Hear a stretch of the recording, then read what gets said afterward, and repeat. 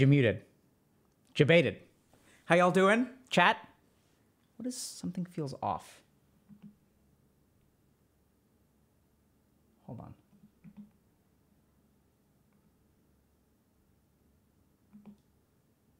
Okay. Jamuted.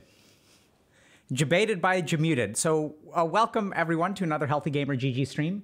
My name is Alok Kanojia. Just a reminder that although I'm a psychiatrist, nothing we discuss on stream is intended to be taken as medical advice. Everything we're talking about today is educational or entertaining. And if y'all have a question or concern that's medical in nature, clinical in nature, please go see a licensed professional. So a couple of things. So the final dopamine detox session is this Friday at 11 a.m. Central. Is that over now? Today's Friday, right? Am I losing that? So maybe it's already over? I don't know. If you spend too much time on video games, TikTok, YouTube, Reddit, etc., feel free to tune in. I recently heard actually that one piece of feedback we got is one person was like literally said that this literally changed their life. So, you know, it's a community-driven event and is sort of, you know, people working together to develop a healthier relationship with technology.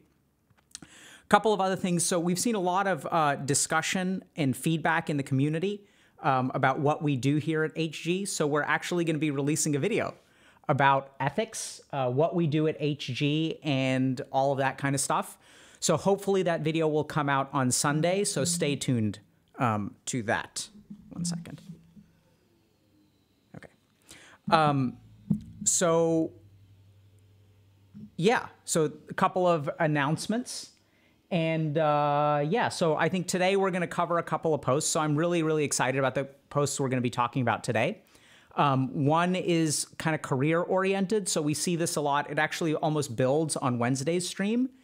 The second thing that we're going to talk a little bit about is like the world and, you know, kind of how the world seems to be moving in the wrong direction and what you can kind of do about that.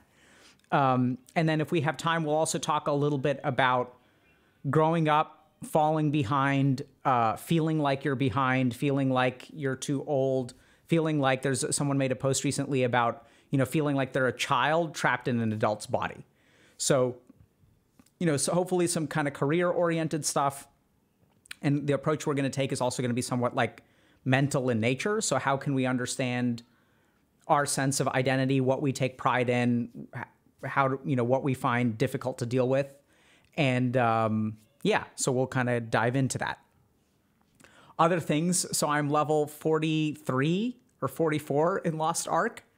And so maybe next week, if we have time, we can maybe play some Lost Ark or more importantly, Elden Ring. So I'm like really, really looking forward to that. There's, by the way, like are people playing Lost Ark? People playing?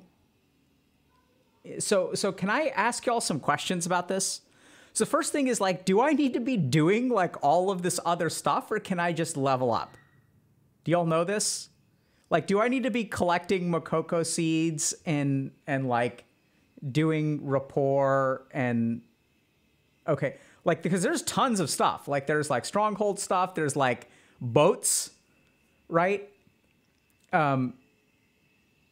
You know, and I can't tell if it's okay. So I should just be like, because I'm like sort of ignoring that. Like I'll do what I think is fun. Like sometimes I even think like mining things and crafting things in games is like kind of fun, right? It's kind of like managing your stronghold is sort of neat. I don't know if y'all have ever heard of a game called Timberborn, but I tried playing Timberborn a couple of weeks ago and I thought it was super cool. And when was the last time I played an MMO? Oh my God. So I tried playing a little bit of FF14. So I leveled a character to 50. And then I think I like came back and I did like Crystal Tower or something. Like, but I missed the FF14 boat. That's actually why I'm playing Lost Ark. Because like I've heard that FF14, it was one of the most epic. Oh, let's see. One of the most. Okay, so it seems like most people don't play Lost Ark. I guess we have a bunch of healthy gamers here who are steering clear of MMOs. So like I kind of missed actually the MMO boat or train or whatever. So like I played WoW, right? Like leveled to 60, played like a little bit of Blackwing Lair and Molten Core, and then played a little bit of Burning Crusade, like leveled to 70, and then did a couple of instances. But I was just kind of like busy at that point. It was like, so WoW was in its heyday when I was like studying to become a monk and stuff. So kind of steered clear of that stuff. And then FF14, I also kind of leveled up, but then quickly got left behind because, you know, real life stuff like being in med school and then like having kids and things like that. And so I sort of have missed the boat on this like MMO experience, which is fine, right? So like this is the other thing is a lot of people like, oh my God, this game is coming out. I can't miss it. It's like, yeah, you can. There's going to be another MMO after that, right? I missed the boat on WoW, missed the boat on FF14. Would it have been epic? Apparently, like, absolutely. So maybe there won't be another MMO on the caliber of FF14. Who knows? But that's okay, right? Because there's going to be, like, other stuff that is epic and iconic that happens. Like, in the heyday of gaming, I played a lot of Super Mario 64. Like, that game blew my mind. And I don't know if y'all have played Super Mario 64 or not, but it's like, it's amazing. And then, you know, you also have your old loves, right? So I play a little bit of the Dota from time to time, which, by the way, super excited about NA regional qualifiers that start in, I think, 3 hours. So we got to wrap up stream because Dr. K has to watch some Dota. Yeah. A new patch. Oh, new Dota patch, right? Yeah, finally. So we'll see what happens. Yeah,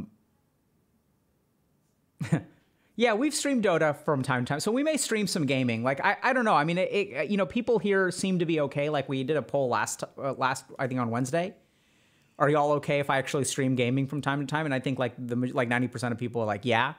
And I think people are okay with that. But then sometimes like when it actually happens, people like come in and are like, I've noticed because I'll be watching chat. I actually interact with chat more when I'm gaming. But sometimes chat will be kind of disappointed, right? Because like sometimes people are like here to like learn something. And if it's just like Dr. K like planting wards on high ground, like running up into high ground without vision to plant a ward and getting owned by a carry who's farming ancients, like that's not really what you came here to see, right? Or is it? I don't know. Yeah, so we'll see. In WoW, I played primarily a warlock. And in Lost Ark, I'm playing a Sork. So, what is this between two ferns? I wish. Dude, if only I was that brilliant. How often do I play per week? Honestly, on average, I probably play between 2 and 6 hours of games per week. Like, on average. But that tends to be, like, 0 to 2 some weeks and, like, way more. So I looked today. I played 16 hours of Lost Ark in the last 7 days, right? So that comes out to almost 2 hours a day, but that's like, this is the most I've gamed in like months, years even. I don't think I've played a game this seriously in years. Yeah, I mean, you'll say fake gamer. I mean, so here's the thing. I clocked in plenty of hours in my 20s, right? I clocked in enough hours for a lifetime in my 20s. But you know, so I think it's like gaming is something that you can enjoy from time to time, right? Okay, shall we get started?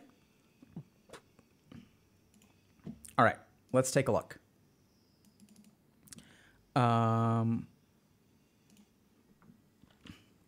Okay, I used to be successful, and now I'm not. So I feel absolutely shattered. I'm 28 years old, and it's like my career peaked 5 years ago. From ages of 23 to 25, I got articles published in the Wall Street Journal, the Huffington Post, and Los Angeles Times, signed a book deal, and had a job writing a politics newsletter for 30,000 subscribers working 3 blocks from the White House. Now I struggle to make $20K a year and can't find anyone willing to hire me. The company I worked for went under in 2017, and we were all laid off. I took some remote writing jobs, but they weren't a fit. Experimented with being a professional poker player for a while, and now here I am trying to get back into the job market and can't seem to break through. I submit job applications like it's a full-time job. I've gotten a few interviews and really close to certain positions, but they always seem to pick a different candidate at the final round. My self-esteem is rapidly diminishing. I used to feel like I was unique and had a lot to offer. My whole life, people told me I had all these talents and gifts, sounding familiar, chat, but I'm left feeling entirely unwanted by the professional world. I'm starting to seriously question if it was all a lie. If I'm so special, why can't I even get an email back? Emails, emails, emails. All I do is send emails. I'm getting cynical and sad. Starting to feel like the job market is a gamified scam like dating apps, promising connections but mostly resulting in poor, superficial matches, and the only ones that work out are dumb luck. I'm actually married now, but all these job rejections remind me of the misery and rejections of dating apps I used to experience. One of us has got to be in the wrong here. Either A, the job market can't seem to recognize me as a motivated, intelligent candidate, or B, I'm not nearly as special or accomplished as I thought I was, and this rejection is completely deserved. Professionally speaking, I am worthless. So I don't know if this is option B or this is a conclusion. So this is unfortunately something that actually happens a lot to people. So we've talked about gifted kids, right? So we've talked about people who are told from a young age that they're gifted and talented. And oftentimes what we find is that gifted kids run into a wall. And when they run into a wall, they really start to struggle because their whole sense of identity is built off of being gifted. And how do people tell them that they're gifted? Why do people tell them that they're gifted? Well, that's because, you know, it's usually due to performance. So like when I write, the best essay in the class in the 7th grade, someone tells me, wow, you were a really talented writer.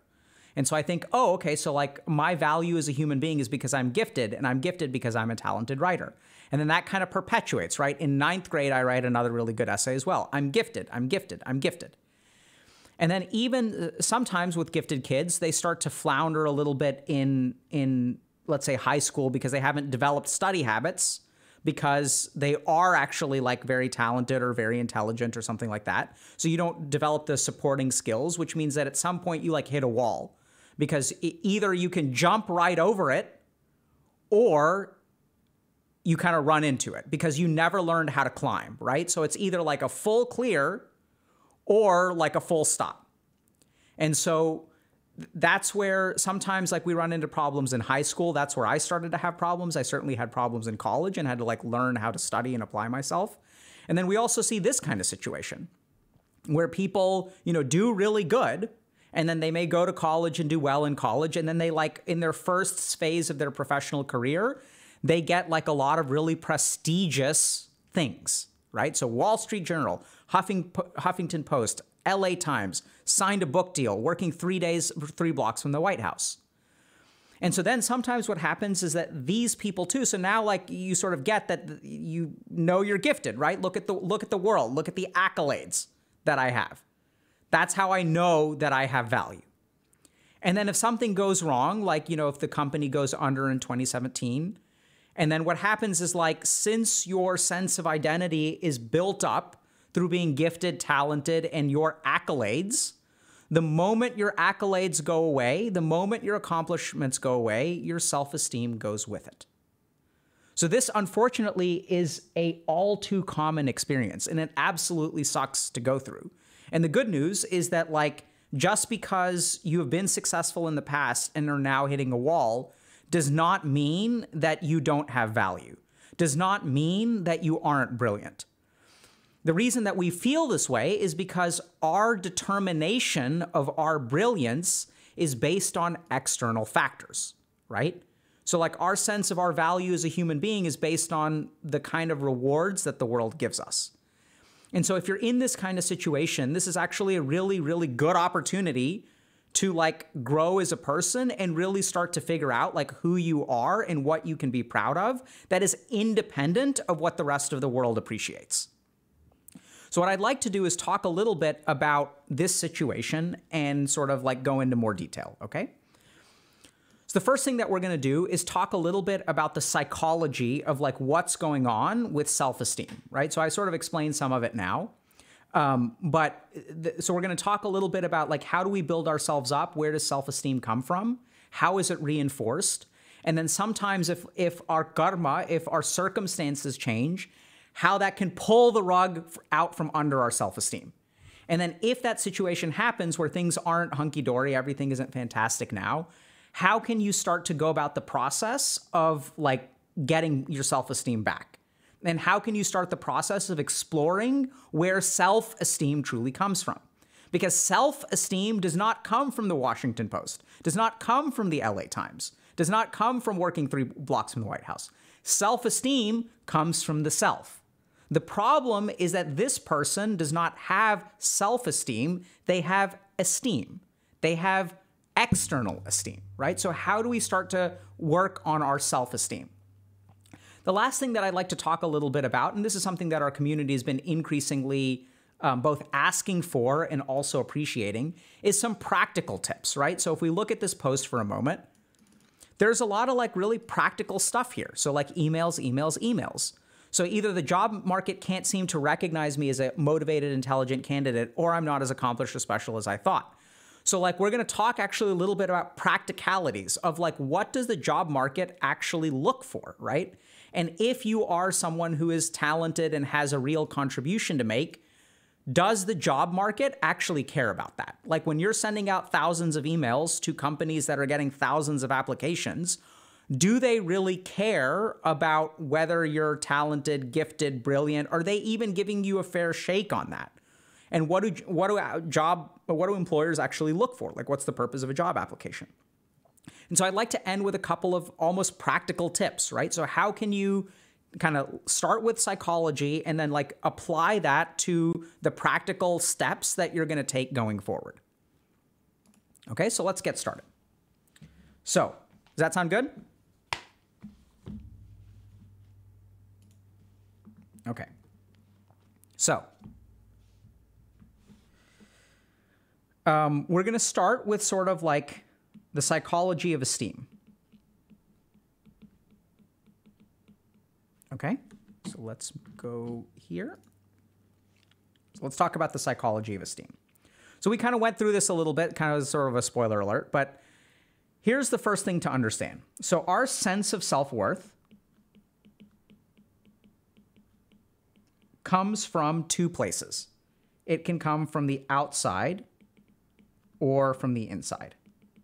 And the interesting thing is, if you look at things like attachment theory, the really interesting thing is that originally when we're very young, our internal sense of self-worth actually comes from the outside. And this is like when we're super young, like, you know, because a child doesn't really know what is an accomplishment and what is not an accomplishment. So the way that we're treated, the way that we're valued will sort of determine our sense of esteem. So for example, some children are given conditional love. So what this sort of means is like the love and support and reinforcement that I get actually has to do with like my performance, right? So if I perform, I'm loved and I'm valued and I'm respected. And some kids are given unconditional love. And this is where like we can still appreciate performance, but the value that you bring as a human being is actually transcendent beyond your performance. So I'll give y'all just we have transcendent value. So I'll give y'all just a simple example, right? So, oh, you did such a great job. I'm so proud of you. That's awesome. I love it when you get A's. You're the smartest kid in the class. You're so gifted. You're so awesome. So your value is based on getting an A, being gifted, being talented, etc. So we see this a lot with gifted kids. The next thing, like, let's kind of use a different example of unconditional love, right? Which is like, let's say I get a B. So in the case of a gifted kid, like, why didn't you get an A? You need to study harder. You need to work harder. You need to stop playing video games. It's important to get an A, get an A, get an A, get an A. Whereas if we have sort of a situation where we have unconditional love, it's like, it's okay to make mistakes and we care about you anyway, right? So it's sort of like saying like your value as a human being doesn't matter. Like whether you get an A or a B, I love you either way. I really hope that you can study a little bit harder. I'm going to try to help you, right? It's not just your fault that you got a B. As a parent, I recognize that like if there's something that you're not able to do, maybe I have a hand in that. And so I sort of, because here's the thing, when it comes to gifted kids in conditional love, the success or failure is all theirs, right? They own it all. It's your responsibility. There's a lot of self-reliance on improvement. So if it's a success, it's your success, but if it's a failure, it's your failure. Whereas in the cases of unconditional love, hopefully you'll have parents who will sort of share responsibility with you, right? Hey, it's not all your fault. It's not like you're an idiot because you got a B. Maybe I need to be doing better as a parent. Maybe I need to make sure that you're doing your homework. Maybe I need to teach you something. Maybe I need to talk to you about why school is hard. And when you say all of those things to a child, what the child sort of recognizes is that the problem is not just here, right? There are all kinds of these things like study habits, parental support. And the more that parents sort of acknowledge that this is responsible for outcomes, the easier it is to be assured of who you are on the inside, right? This is a problem that can be fixed. It's not intrinsic value based on like whether you got an A or a B. So this is how things start. So we'll sort of, some people will be raised this way. Some people will be raised predominantly this way. It's like oftentimes both, right? But there's like, it tends to be a mix of it. And then when we sort of end up with conditional love, and by the way, there's a whole video about that in Dr. K's guide, if y'all are interested, the problem of conditional love. Then what happens is that we tend to be a little bit performance oriented. Right? So we can work hard, we can be motivated, right? Because my value as a human being depends on my performance. So in order to feel good, I need to get an A, right? So when we sort of, so people will be very, very motivated. They'll actually be very successful in the case of conditional love. Because like, just think about it for a second. In the case of conditional love, whether you get love or not is conditional. And do you want love? Do you need love? Is it a basic human need? Absolutely. So I'm going to try my level best to meet those requirements, right? So these people tend to be very performance oriented, and then like this can escalate. So it starts with A's, and then it's Wall Street Journal, then it's book deal, right? So each of these things that happen, and we can even look at this post. When this person talks about, you know, their value as a human being, they don't say, I wrote some really brilliant articles. They don't say, I wrote some stuff that is like beautiful prose. I did some awesome investigative journalism. I did some amazing political analysis, right? So they don't actually talk about the value of their work. Do y'all see that? What they talk about is the accolades of their work. So there's no intrinsic value. It's about how the value was received. And once you do that, then suddenly this is not about what you wrote, right? It's how the world received what you wrote. So then what happens is your esteem is based on external factors. And so what does that mean for us, right? That means that if the world stops loving us, or we stop getting like positive reinforcement from the world, our esteem is going to go from it because our esteem is not internal. It's not self-esteem, it's external esteem. Right? So like I'll give you all just a quick example. So let's say that, you know, a lot of people are concerned about the way they look and how comfortable they are in their body. So, you know, and a lot of that is determined, it's not actually like how comfortable you are in your body and how okay you are with your appearance. People may assume for a moment that that comfort depends on how people treat you. So if people call you beautiful, like surely that person will be more confident.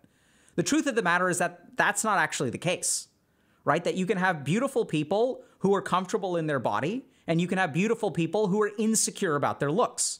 And the insecure people require external validation, right? So some like models, for example, male or female or non-binary or whatever, like they will require constant validation from partners, friends, whatever, about how amazing they look. And the reason that they do that is because their sense of like pride in their appearance actually comes from the external world. Because you'll have some people who are pretty average looking who are actually like pretty content with the way they look, right? They don't actually need external validation to make them comfortable in their own skin. They recognize I'm not the most beautiful person on the planet. I'm not the ugliest person on the planet. I do what I can.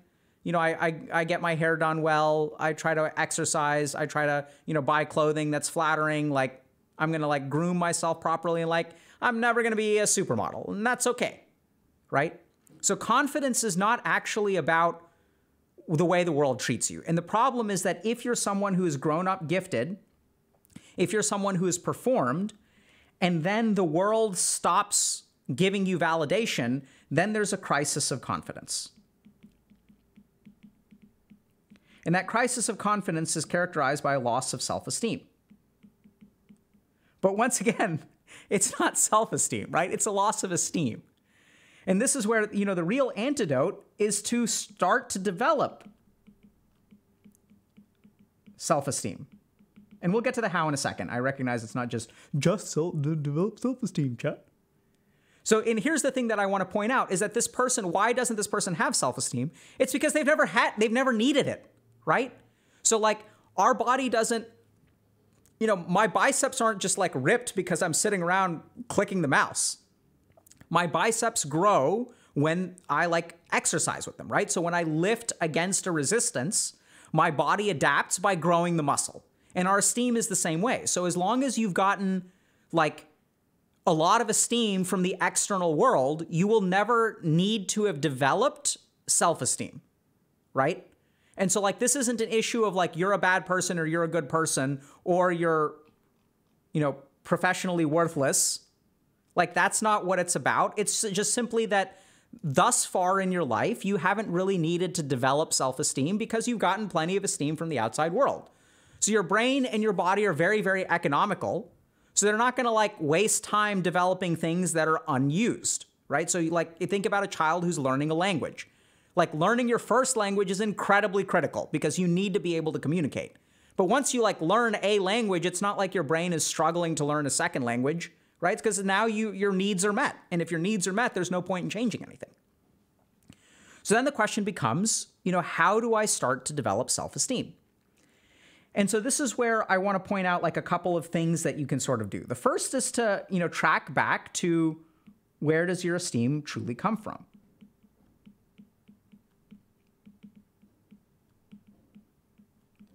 And so what I would ask this person is like, when you were riding high, what were you proud of? How did you know that you were doing a good job? And I know it sounds kind of weird, but even that exploration, that acknowledgement of like, what made you proud? What made you know that you could bring value to the world? Was it what you wrote or the fact that you were writing for the Wall Street Journal? Right? And the more that you sort of start to ask, like, where did I derive value?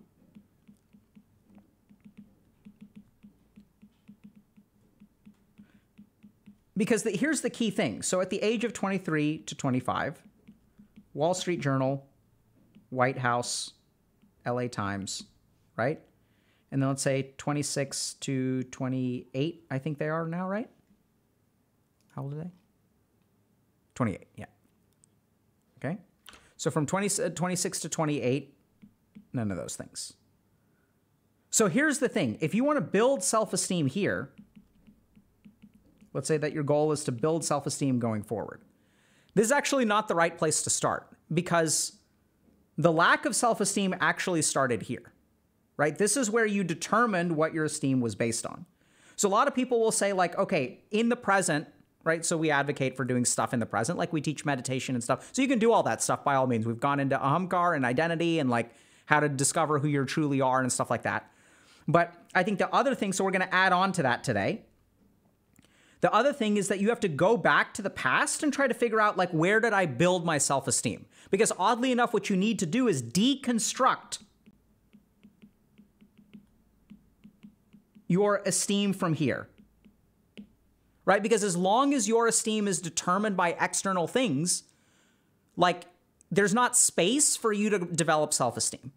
So oftentimes when I work with people, and I saw this a lot, at different institutions that are like very, very high performing, right? So like investment banks, private equity firms, like places like Goldman Sachs and stuff like that. I'd have clients from those kinds of places. And what I sort of discover is that the way that, and they would be like 30, let's say, and they're coming in and they have a crisis of confidence because they just got fired for the first time in their life.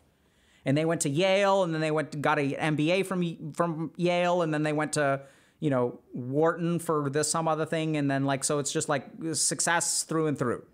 And then at 30, they get fired for the first time or they get a bad performance review or they don't get promoted. And then they're like spinning in the wind. And the solution is to actually go back and actually deconstruct where your esteem originally came from, right? And this is where you want to ask yourself, like, where does my value come from here?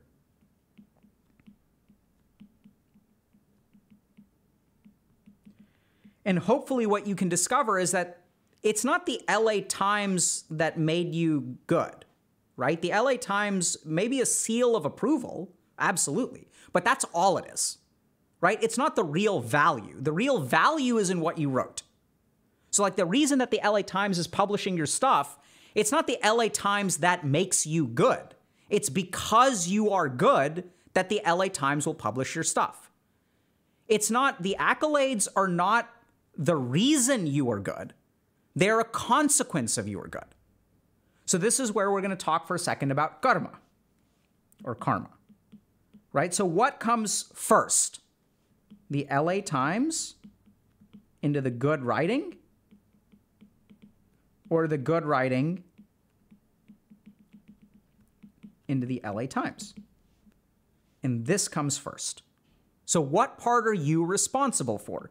You're responsible for this, right?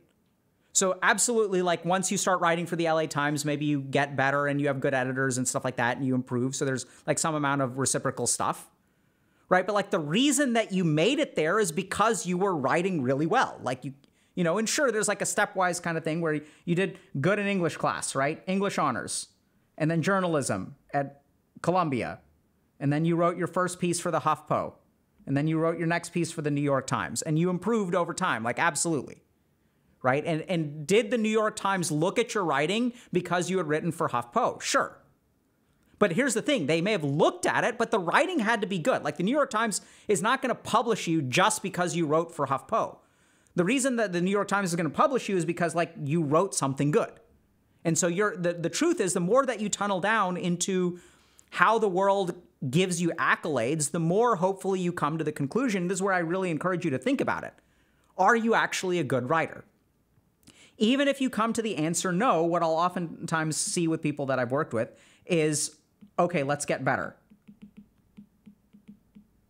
Right? Because I know, are you a good writer? And so sometimes people will come to this kind of conclusion. They're like, actually, no, I'm not a good writer, but I have written well in the past. And that's even healthier. Like you can't be a good writer or a bad writer. Like the truth is that I am capable of writing well. And the neat thing is once you adopt that attitude, it's like, okay, how do I get there again? What did I do when I was writing for the LA Times? How can I get better at this? And so this all moves towards an action orientation, a growth mindset. We've sort of talked a little bit about that on Wednesday, right? So y'all can watch those VODs and stuff if you want to. And the last thing that I kind of want to point out, and this is why I'm sort of bringing up karma, is that now this person is in a situation where let's assume for a moment they're capable of writing well.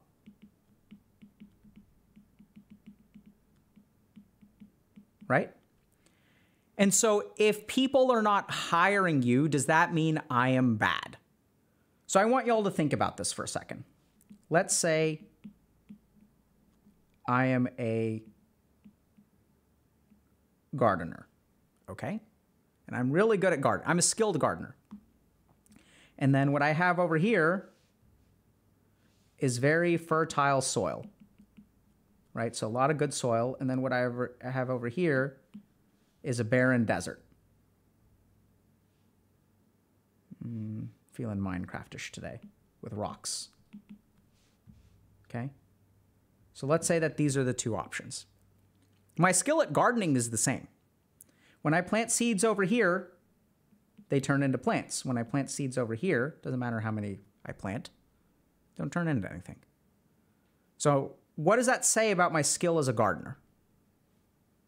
Right? So maybe even I'm really good, I can get a little bit of a plant here. But this is the key thing that we sometimes forget, right? Is that all we're entitled to as human beings are our actions. And our outcomes don't necessarily determine our skill. So if you're like working in an environment where it sounds like this person was at a company until 2017, everyone was laid off, right? So like, let's just think about that for a second. Like, it sounds like the company was doing well, but everyone got laid off. So there may be like industry-wide changes that affected journalism. So I think journalism has been on the struggle bus for a while, right? As an industry. So like this used to be the thing where the New York Times would like have subscriptions to the newspaper. So they had like revenue because people needed to read the newspaper. And along came the internet and like now things are behind paywalls and like, people used to have subscriptions, but I don't know how many people have subscriptions to the New York Times anymore. And so with things like the internet and the free availability of information and the transition to advertising and stuff like that, like the whole industry got changed. And so this company went under in 2017. And so then things changed. So this is where you need to be careful. So now we're going to kind of get to the practical side of things. The first thing is so do all this stuff by all means, but then also recognize that just because you're not getting a job doesn't mean that you're bad at what you do, right? This has nothing to do with esteem. There are karmic industry-wide phenomenon that may be happening, which are essentially moving you in this direction as opposed to this direction. Now, if the gardener works over here for a while, is not careful, they will conclude that they are a bad gardener, which may not be correct, right? It may not be fair. Doesn't mean that there aren't things you can work on. So now what we're going to sort of do, so I just want to set that frame because I think this is really, really important, that your value doesn't necessarily have to do with the way that the world treats you. And this is where the person says, like, I can't tell if I'm a talented writer or not, right? So let's kind of just look at that for a second. Oh, so let's look over here. So getting cynical and sad, either the job market can't seem to recognize me as a motivated, intelligent candidate, or I'm not nearly as special or accomplished as I thought, right? Like either the world can't see what I have to offer, or I don't have anything to offer, which makes perfect sense, right? It's a very good question. So let's talk a little bit about that. So like when you're emailing,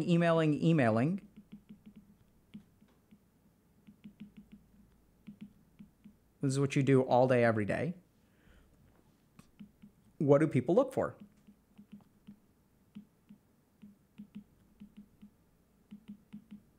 Right? So do emails and like submitting resumes and stuff, like, does that look for brilliance? Right? So like when we do paper applications, so let's think a little bit about, it sounds like this person is emailing. So I'm assuming they're applying to online jobs. And what do y'all think an online employer is looking for? Right? So this is where, as a society, as we become more outcome oriented, which isn't necessarily bad, right? There are advantages and disadvantages. What we've started to do is use proxies for talent or skill. Because we don't have, like, so here's the thing. I'm going to post a job. I'm going to get 2,000 applications. I don't have time to read 2,000 pieces of writing. So what I'm going to do is start to use substitutes, start to use correlates. Which school did you go to? Where have you written in the past? You know? So I'm going to use all these correlates for brilliance. Because when you apply for a job, no one ever, like if I'm applying to be like an engineer, no one asks how much engineering do you know, right? I mean, they may ask in later forms of the interview, but like generally speaking, at the application phase, like no one is like, do you understand engineering? That's not a part of the job interview. It's like, where have you worked before? What was your GPA? Where did you go to school? And we use all of those as proxies for skill. So in this person's case, like let's try to think a little bit about why this person may be running into problems. Okay. New York Times, LA Times, HuffPo.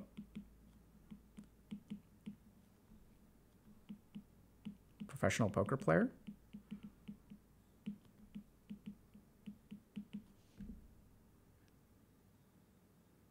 Right?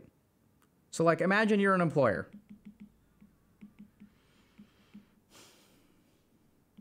Let's compare you to person number 2. Let's say San Antonio Chronicle. Let's say, what's another? Florida Gazette. And let's say HuffPo. Who are you going to hire?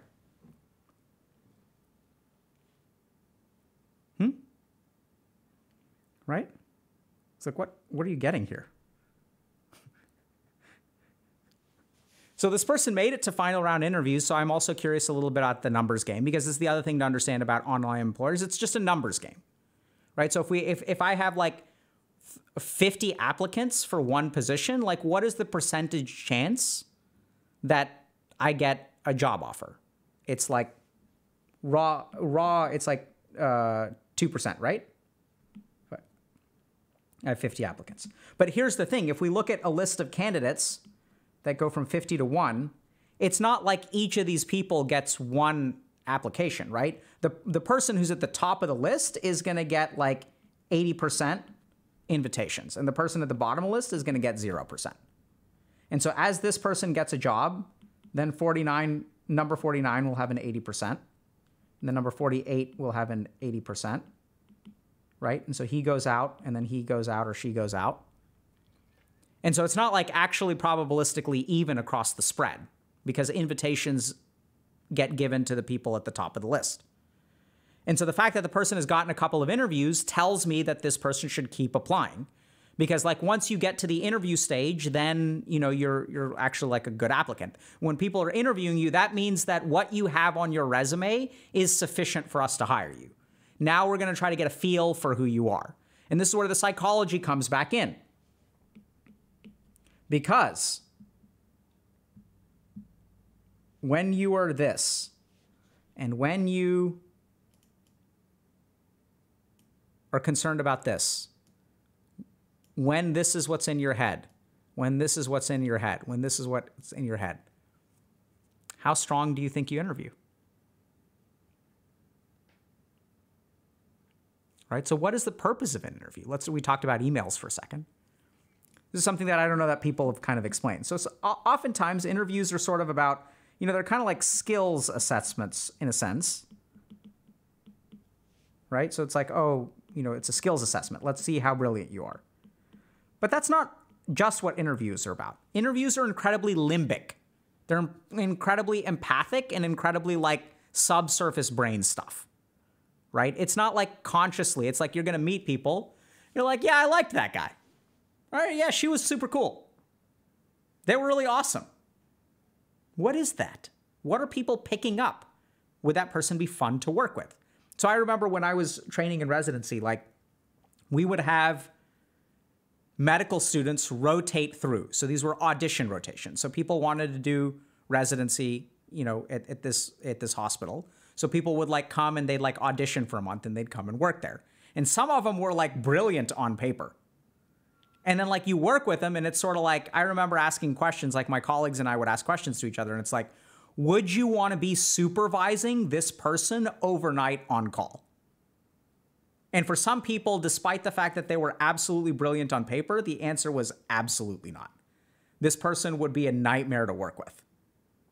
Right? So that's where like, understand that, I know it sounds kind of weird, but like interviews are not just skills assessments. There's some weird emotional limbic kind of stuff going on. And that's where, so people may say like, okay, then am I screwed? And the answer is no, absolutely not. You're not screwed because all you have to do is like do this stuff, right? You have to start to think through and recognize that actually you bring value to the table. If you, like, you can't fake, maybe you can fake one article for the Huffington Post. But if you've written for the LA Times, New York Times, Huffington Post, and had a political newsletter that had 30,000 subscribers, there's something absolutely legitimate to what you bring to the table. And if you cannot access that in an interview, then your chances of interviewing are going to be like lower, right? So you can kind of fake it till you make it. But I think the really awesome thing would be like, if you can really dig down and do the psychological work before you go into the interview and recognize that, oh, like this is actually my situation. That I'm actually a brilliant gardener and that, I had really, really fertile fields before and now it's like kind of barren. Like I struggled for a little bit, right? And that's okay. So this is the kind of thing where I would say like even in interviews, like I don't know what this person says when they ask them like, what have you been doing for the last 4 years? And they're like, yeah, I tried being a professional poker player. And so then this is where you could sort of say something like, I'd own it and I'd say something like, so I wrote for the New York Times, Washington Post, et cetera. Like I really enjoyed that kind of thing. And then I tried doing some freelance writing. But what I really realized is that like I love writing collaboratively. Like I can write, but in terms of what really gets me excited and what allows me to write pieces that are incredibly compelling, that move people is when I'm working with a team or in some kind of environment that's like better structured like the New York Times or whatever. You make that up. And what I'm really looking for is that kind of environment. Because that's what allows me to write at my highest level. And when you say something like that, like someone's across the other side of the table, it's like, that's pretty good, right? You have to be able to authentically own it. So I don't think you should lie. Everyone's saying just lie. No, don't lie. Like this is why you do the introspective work so that you can say something authentically, right? And when you say something authentically, what it's going to access is this weird like limbic stuff. And when you can own it, you're like, yeah, I tried some other stuff for a while, but what I really discovered is I truly love writing and I miss writing. And this is actually what I want to do for the rest of my life. And when you can own that, right, that's what you should say. So it's not just lie. What you should do is say whatever you can own through the introspective process. Okay? Right? So there are a couple of other things to just consider before we kind of wrap up. One is, so I would also do a couple of things. One is get feedback. This is really important. So if you're like hitting your head against a wall in terms of applying for a job, are people reviewing your application? Presumably you're a pretty good writer, right? But it can still be useful to have people like take a look at stuff. Maybe this person has already done that, right? So you can also get feedback from prospective employers. you may kind of strike out here, but you can even ask people, hey, so I noticed that y'all went in a different direction. Can you help me understand what the, the person who got the job, what did they have or what did you like about them more than me, right? So what were y'all looking for that I was sort of lacking that someone else had? And you may not get any answer at all. You may get some vague answer like a cultural fit or things like that. And sometimes hopefully you'll find someone nice who will actually like give you some information, but you don't know until you ask. So you can even try to get feedback from colleagues, things like that. The other thing is when it comes to getting feedback, so if you have written for the LA Times, New York Times, HuffPo, you may know people there, right? So I would ask them and say, hey, I'm trying to get back into writing and like the job market seems super rough. Do you have any advice? This is where also kind of generic things, so networking. So this is where like, I think that if you are someone who is brilliant, but has some kind of like yellow flag on your resume, right? So I think this person fits this really, really well, where solid right here. This is like, gold star level. And this over here is like kind of a yellow flag. So if you're someone like this is where you may, the emails and the resumes are not going to be your strongest showing, potentially, right? It depends on writing cover letters and things like that. So this is where like I'd really try hard to network, and people may be like, what is networking? We may do some videos about that or something like that soon.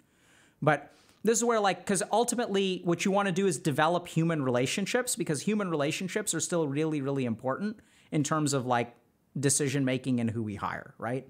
So this is where I'd consider like joining a professional organization. So people are like, what are the basics of this? Like join a professional organization. I know people sometimes hate this thing, but LinkedIn can be really good, right? So you like how is your LinkedIn profile? Like what's going on there? And this is where like just meet people.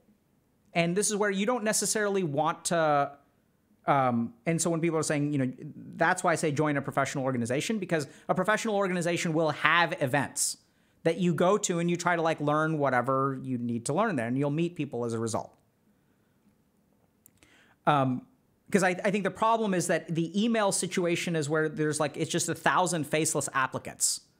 So which faceless applicant who has the prettiest face in a pile of people without faces? Right? So that's the competition you've got. And if you're kind of non-traditional, like you want to meet people if you can.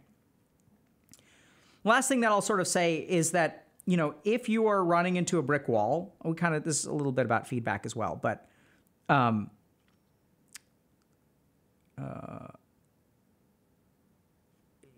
we talked a little bit about getting feedback. So you can also use these connections in terms of networking. So if you know anyone at the LA Times, if you had an editor or something like that, even if it's been a couple of years, they may remember you. So I'd reach out to them, right? So pull on your network.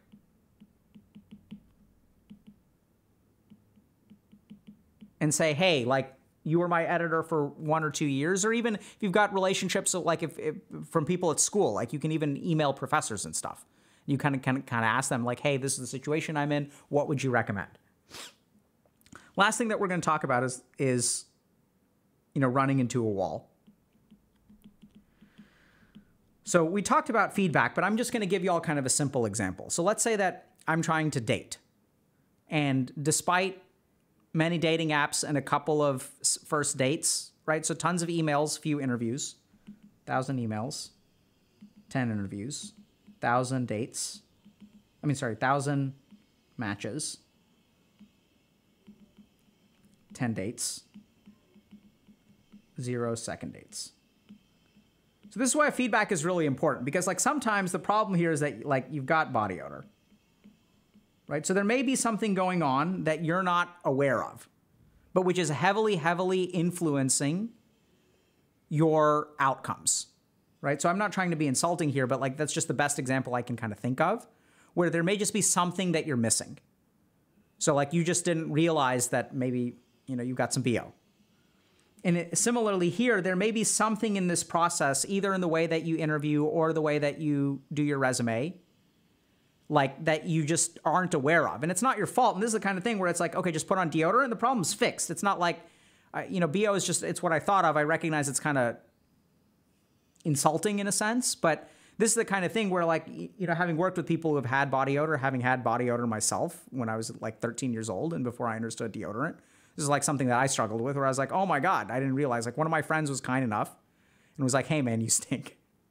I was like, what is that? Because like, I didn't know, right? Like, I hit puberty and like my body started changing and I didn't really realize like that I smelled bad. And so then it's just something you got to learn, right? And I thank that dude. To this day, it's like one of the best pieces of feedback that I've gotten. So there may be some simple mistake you're making, but unless you ask people, like, you don't really know, right? So just to kind of summarize, it's unfortunately very common that people used to be successful and now they're not.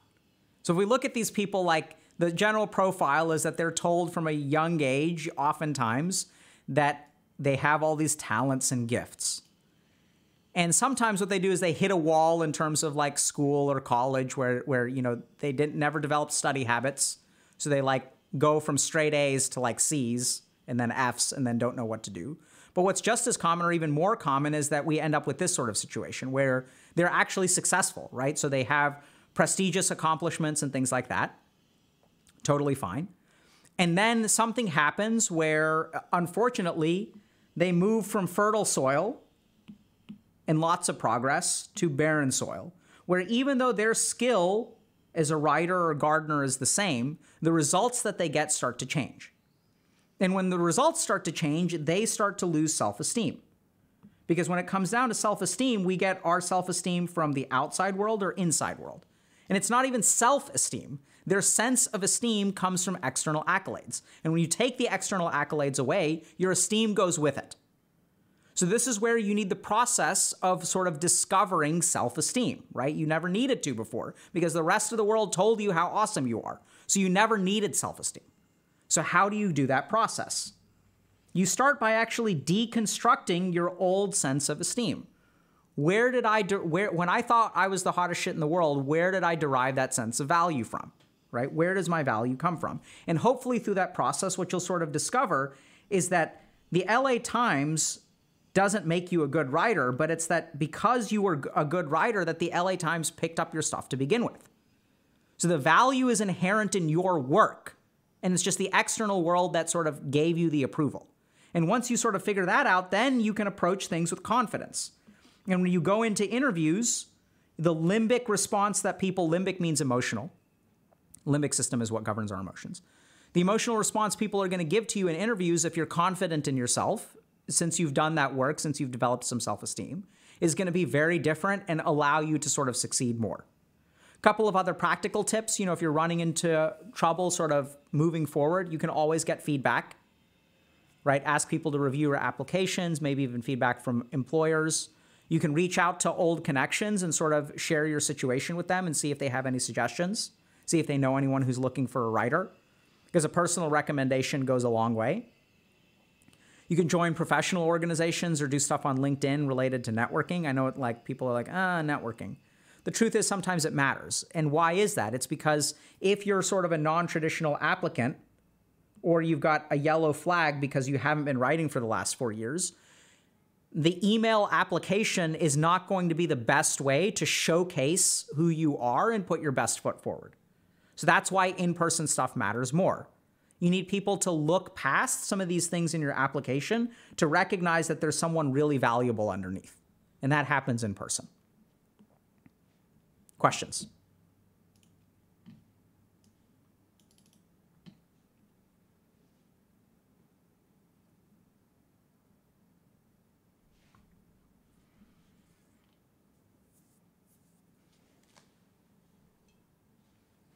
Yeah, so also feedback, right? So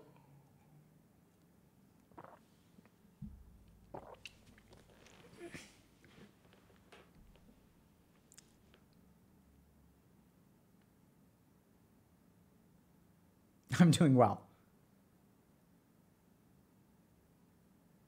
What if there's not somebody valuable behind the CV? That's exactly my point, is that your sense of value is not determined by the CV, right? So this is where, I believe all human beings have value. I think each and every one of you has something to contribute to the world. And I didn't come to that conclusion just because I'm like try to be a good person and see the positive. I genuinely think that. So let me like make a case for a second. So if we think about the contributions that people come up with, let's talk about innovation, for example. So innovation requires a certain set of experiences to happen, right? So if we think about the Wright brothers, there's a certain constellation of experiences they had that created the opportunity for them to invent the airplane. You can't have the Wright brothers today because the airplane's already been invented. That boat has sailed. And if that's sort of true, what that means is that each and every one of you has a completely unique circumstance, right? You have a completely unique set of experiences, background, the times you live in today, the age you are, what you've done, what you haven't done. Your experiences and the neurons in your brain are capable of creating something that is statistically impossible for someone else to make. Because no one else knows exactly what you know and has lived exactly what you've lived. And when we think about innovation and where like understanding and stuff comes from, it's like from what we've learned, right? So if I've read these 10 books, I'm able to form these 10 conclusions. If I've read a different 10 books, I will come to different 10 conclusions. And so this is the key thing, and this is what I sort of figured out in my life is like, you know, like my contribution to the world is based on the opportunities that I was given. And the same is true for all y'all as well. And you may think like, oh, but what can I possibly contribute? All I do is, you know, playing games all day. And like, I'm someone who failed out of college because I was grinding Diablo 2 and Warcraft 3. And like, I still found a contribution, and so can you. Right? It's just thinking a little bit about like I really do believe this. And this is why like even when we kind of talk a little bit about, you know, people who come on stream, each person who comes on stream has a unique perspective. And what we do is like share that perspective. And we can all benefit from it, right?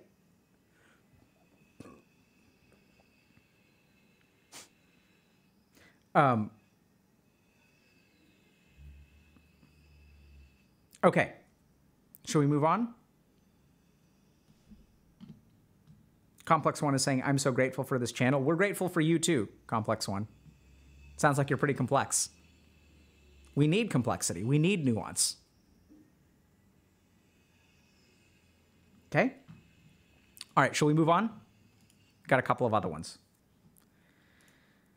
All right.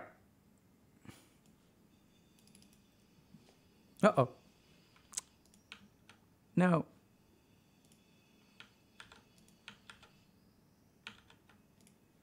I really got to lock my scenes. GG. Okay. I feel like I am a child in an adult's body. I would like to begin and start that I've had a hard time debating whether or not I should make a post. Really glad you did. If Rich P is out there listening to this, I'm very glad you made the post. I feel that my issues, problems are in a way inferior compared to other people my age. Have we heard that before? I'm 19 years old and I'm a little behind on education, which wasn't my fault as the college messed up my application, which leads me to being in a class with some people being 3 years younger than I. I haven't had a job yet, nor have I had really any adult experiences. And this makes me feel embarrassed and ashamed if, for example, what I'm doing in my life right now. And yes, I have an anxiety disorder of some sort, realistically GAD, self-diagnosed. We'll get to that in a second. My point is, I fear this adult world. I don't see I don't see almost worth living. I felt suicidal for some periods and depressed, and I'm not satisfied with my life. I've used gaming, for example, to escape this reality, but as the older I get, the closer I feel to this impending doom. However, I recently learned that I have another way that I escape reality. I invest into other people.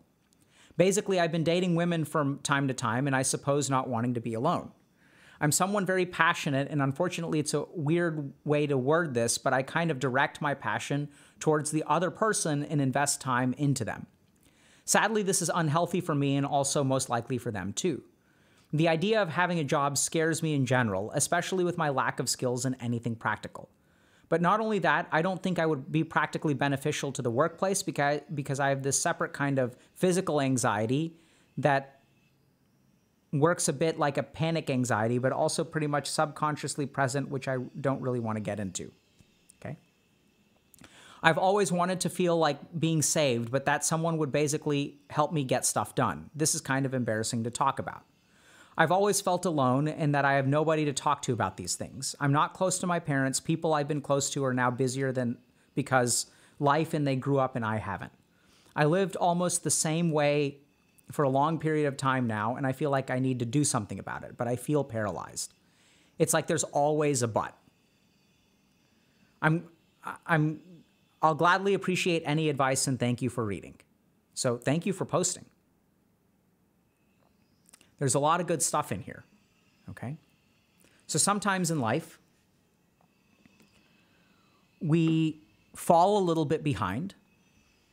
We start to feel that we're inferior to people around us. We start to feel like we kind of screwed things up. And then something else can happen where we start to lose hope in the world. We start to feel like maybe life isn't worth living. Sometimes that gets to the level of having some suicidal thoughts, maybe feeling depressed.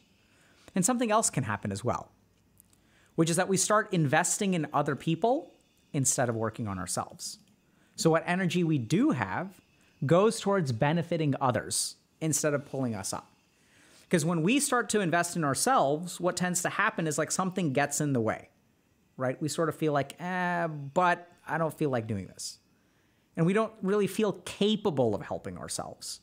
And then we even can start to fantasize that given how bad my situation is, given how long I've been in this situation, the only hope for salvation is to get someone to help me, right? Because I can't do it myself. So how should we understand this, right? Because this is like a really, really important post. So the first thing that I want to talk a little bit about is this whole business of self-diagnosing generalized anxiety disorder, panic attacks, suicidal ideation, etc. So this is the kind of thing where, you know, if you're trying to do something in life and you feel like some stuff like this is getting in the way, you should absolutely go get a mental health evaluation. So if people are trying to figure out, like, so just I'll share some basics about this, okay? So how do you know whether someone has an illness or doesn't have an illness? As a clinician, how do you decide, okay, is this like just the emotion of anxiety, or does this rise to the level of generalized anxiety disorder? And the key thing, the key hallmark of all psychiatric diagnoses is impairment of function. So when it starts to affect your life, when it starts to get in the way of things, that's the threshold of a disorder. Being sad is not clinical depression. Even being some degree of hopeless is not clinical depression. The threshold of clinical depression, and that's major depressive disorder, bipolar disorder, schizoaffective, there are all these different diagnostic criteria. But the key thing that we look for is like, is it actually a disorder? Is it disordering your life? Is it impairing your function? And so if you're someone who's kind of stuck and you think you may have something going on and you're struggling to move forward, the first thing to recognize is like, get that evaluated and hopefully fixed. So mental illness is no different from physical illness. It's like, oh, I have trouble riding my bike and I'm afraid that my leg may be broken. And it's like, what's the first piece of advice you would give that? Well, like maybe you need to like not have a broken leg because that's going to fundamentally impair anything that you try to do. Right? So if you're in this kind of situation, in the strongest way possible, like please go get a mental health evaluation, right? It's their job. It's not your job to self-diagnose GAD or depression or anxiety or suicidality, right? So if you're also having suicidal thoughts, like go see a mental health professional because they're there to figure out, okay, you do have GAD, you don't have GAD. Oh, maybe you have this thing and you never even realized. So I've had like patients that I've worked with that, you know, think they're depressed. And what it turns out is they have like hypothyroidism. We just start them on thyroid medication and like their problem is literally fixed. As long as they take their levothyroxine, their mood is perfectly normal. It's because they actually have a hormonal deficiency, which is measurable through a lab test. So this is where the first thing you should do if you're concerned about this stuff is go see an actual like licensed professional. That being said, there are a couple of other things that I'd like to talk about. The first is this idea of being behind, right? And feeling like a child. So let's talk for a moment about, you know, what does it mean to be an adult and what does it mean to be a child? And then the next thing that we want to talk a little bit about is like, as we start to feel inferior and lose faith in ourselves, like how does that affect our ego? How does that affect the way that our mind works? And why do we invest into other people? And the last thing is like, just generally speaking, thinking about how to move forward from here from sort of a life perspective. So first thing that I want to talk about, ask you all this question, is what's the difference between an adult and a child? How do you become an adult? Right? So oftentimes, an adult is in essence a legal designation, right? So we say, for example, in the United States, that when you're 17 years old and you've been on this earth for 17 years and 364 days, you are a child. You are a minor. And when you've been on this earth for 17 years and 365 days, you become an adult. What do y'all think about that? Right? So at least in the US, like even being an adult is like sort of a weird, fluid thing. Can you join the army at 18? Yes. Can you buy a bottle of beer? No. Right? So we even delay some of the aspects of adulthood till 21. Even in the United States, for example, I think you can be on your parents' health insurance. So as a child, you can be on your parents' health insurance until like the age of 26 or something. I don't know the exact number. So when it comes to like the faculties of adulthood, like 18-year-olds, like maybe they need to start filing. I don't think you even necessarily need to file taxes. Maybe. I don't know the details on that. But if we really think about all of the faculties of an adult, like they don't magically, it's not like if you're 19, you're like, sure, you may be like legally designated as an adult, but biologically, you know, you're not that different from a 18-year-old or 17-year-old. This is where if we talk about, I've seen some people sort of mention this. So frontal lobe development is a really good example. So we have this part of our brain called the frontal lobes. The frontal lobes are the part of our brain that plan and execute tasks. So when I think about like, oh, I need to get a job, that can be overwhelming for some people. And as we get older, as we get mature, so there's also this like aspect of maturity, right? What's the difference between an adult and a child? It's maturity. Well, is a 18-year-old as mature as a 28-year-old? No, right? We all sort of know that. So what does that mean, maturity? So like we all understand it instinctively, but practically what maturity boils down to in a neuroscience perspective is like frontal lobe development. That's the simplest. It's an oversimplification because you can't boil anything down when it comes to the brain. But, you know, simplification is that if you think about maturity, a 5-year-old, a 15-year-old, a 25-year-old, a 35-year-old will all be different levels of mature. And what's different between a 25-year-old and a 35-year-old? It's the development of the frontal lobes. So what are the frontal lobes there for? What do they do? The first is that they plan and execute tasks.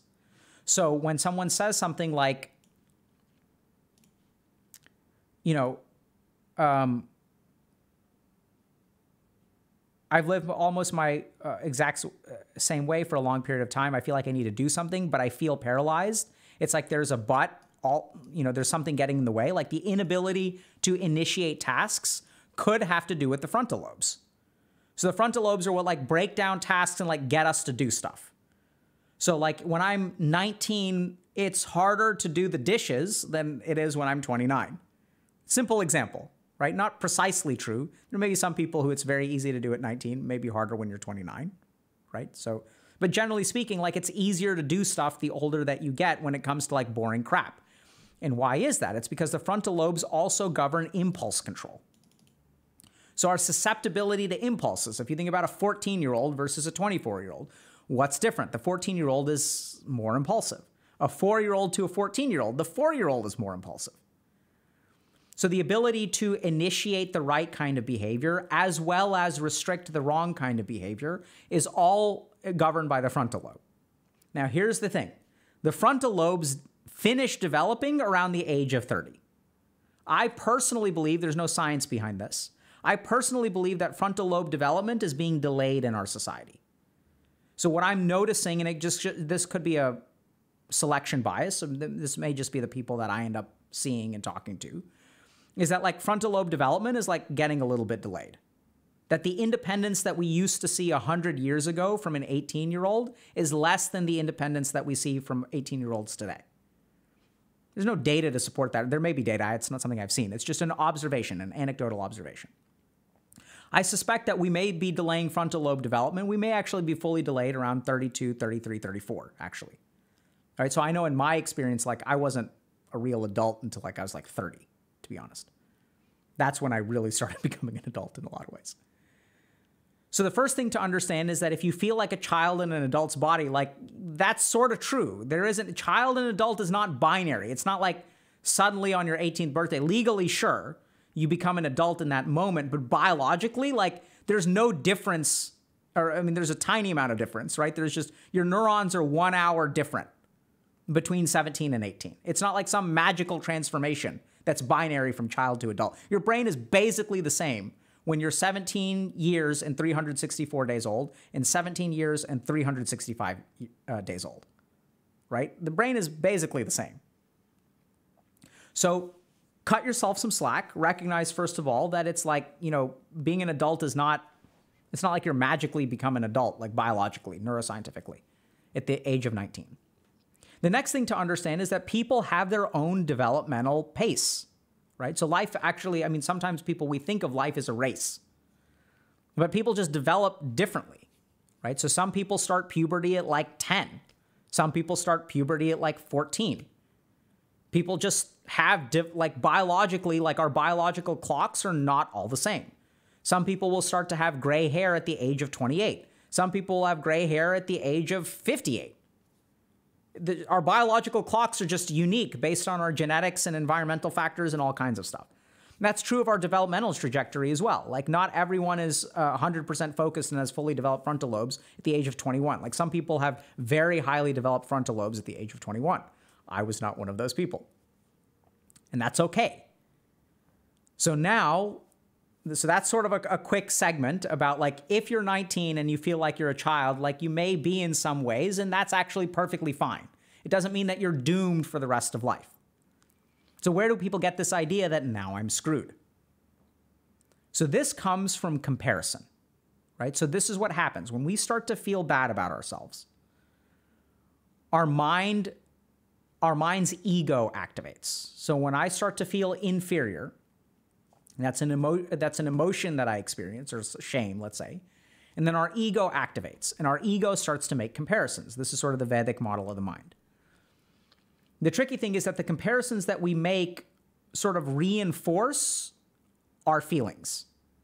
So I'll give you all just an example that I tend to use fairly often, which is, you know, if I've just been dumped by my girlfriend, and I'm feeling bad about myself at 2 in the morning, what am I going to do? I'm going to log on to her Insta and see all the pictures of her having fun with other people.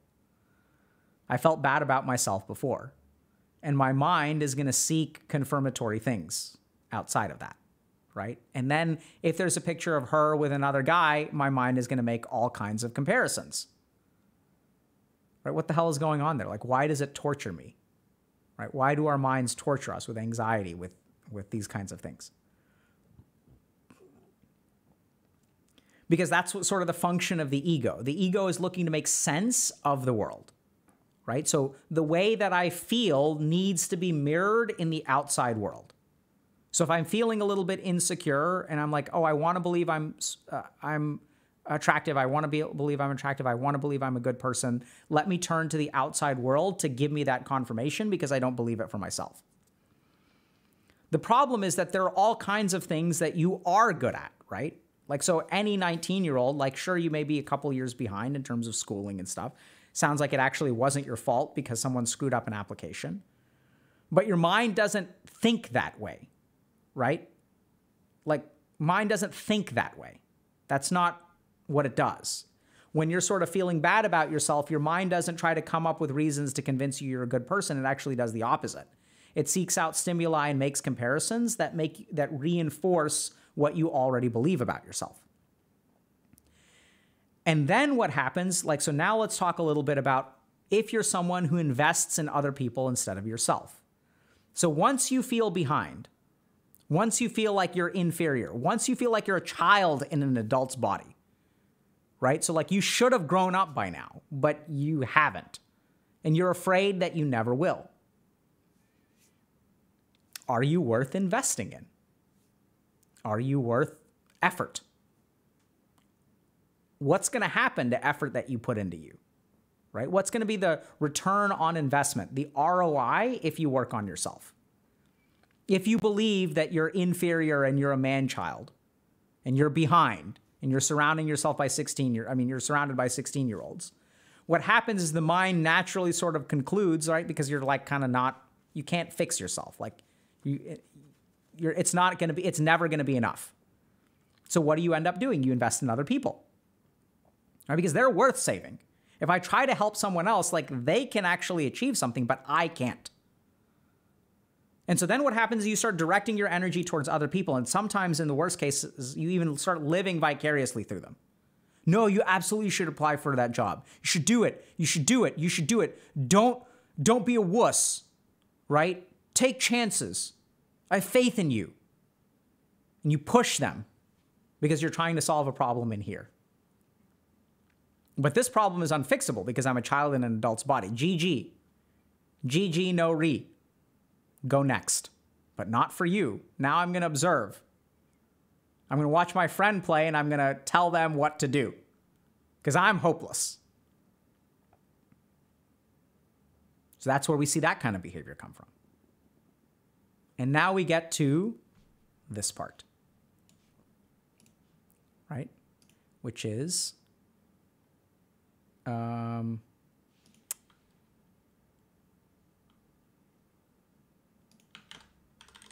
yeah. I've always wanted to feel like being saved and that someone would basically help me get stuff done. So where does that come from? And that comes from the same place as helping other people, which is that investing in myself is going to be insufficient. That's why I have to invest in other people, because it's like waste of time, because like the ROI is way too low.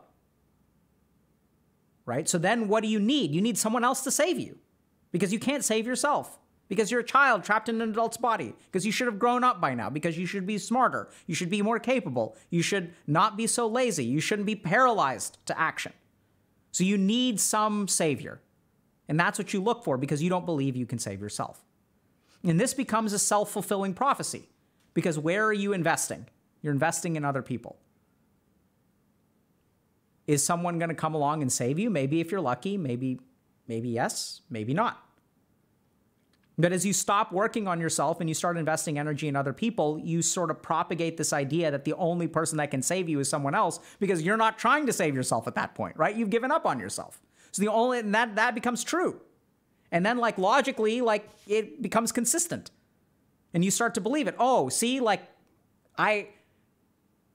no one has showed up yet and I'm still in this situation. Therefore, I can't fix it. It's kind of tricky. It's very tricky. And it all comes down to the ego, right? It all comes down to this perception that I am a child in an adult's body. It all comes down to this idea that since I'm in this state, I'm screwed. Whereas the simple truth is that you're not screwed. The simple truth is that you are in this situation, chances are, because of some contribution of yours or lack of contribution of yours. That you invest all of your energy in helping other people, and then you wonder why you're still there. And of course you need to be saved by someone else. Right? Like, if my house is on fire and someone else's house is on fire, and I spend all of my water putting out their fire, I need someone else to put out my fire, because I'm not putting out my own fire myself. Do I have the water? Yes. But I'm using all my energy externally. And so this kind of becomes a cycle. So what to do about it? The first thing, and this is why we kind of started with the brain stuff, is to recognize that this perception that you are a child in an adult's body is false. It's like not a real thing. So are you behind other people your age? Sure. But you're also ahead of other people your age, right? Like statistically, there are going to be 19-year-olds who like dropped out of school like 5 years ago. There are going to be 19-year-olds who, it sounds like you're in relationships from time to time. There are going to be 19-year-olds who have never been in a relationship or never date and don't even try to help other people. But does your mind compare you to them? No, of course not. That's absurd, right? The mind only makes the comparisons that it needs to reassure itself of what it already believes. And so this is sort of like a tricky situation, but it's like totally okay because people development, just biologically, people develop at different ages. It's like not all the same. And it's not even necessarily that there's evolutionary advantage to developing early. Like, I don't know that that's true in any shape or form. In fact, if you kind of look at people having different developmental ages, that probably suggests that there's a selection within that window, but like whether you hit puberty at 10 or 14, there's really no selection pressure over one over the other, right? You could sort of assume that, but that also I'm not 100% sure.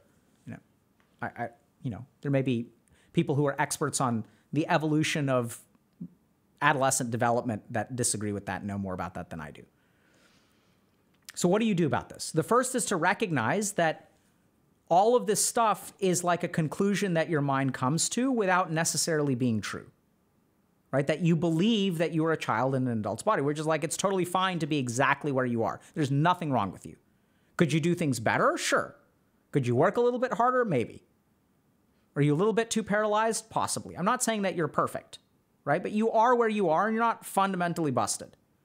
Second thing is, especially in the case of real clinical mental health issues, if you do have generalized anxiety disorder or suicidal ideation or things like that, and like those are active clinical illnesses that you're experiencing, that can explain a lot of this stuff.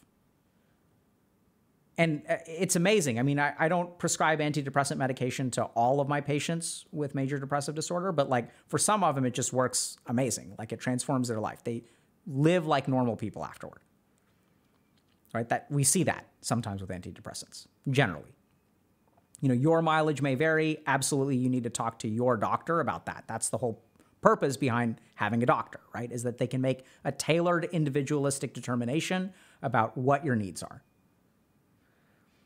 The last thing is to recognize this whole thing that as long as you keep investing in other people, like you need to really think about, why do I not feel like investing in myself? It's good to help other people, don't get me wrong. I'm not saying stop helping other people, but why do you think you can't invest in yourself? And really explore that. Try to figure out, why do I believe that I'm not worth investing in? Which is what I sort of read between the lines of this post, is that I'm not worth investing in. And the other magical thing that will happen is once you sort of explore that, hopefully you will start investing in yourself. And once you start investing in yourself and you start to see progress, you will realize that you do need to be saved.